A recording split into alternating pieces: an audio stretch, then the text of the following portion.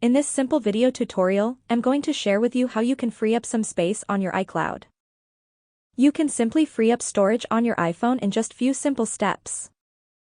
To do this, simply open up your phone settings. Then tap right here to head into your iCloud. You will have to go to apps that are using iCloud for storage and backups. Tap on Show All. Disable apps that are of less value to take advantage of your iCloud storage. To sync all apps to your iCloud, you will have to make sure you just upgrade and buy more storage.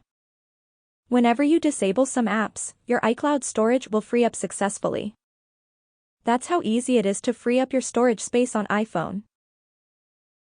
If you have any questions, just let me know in the comments section down below.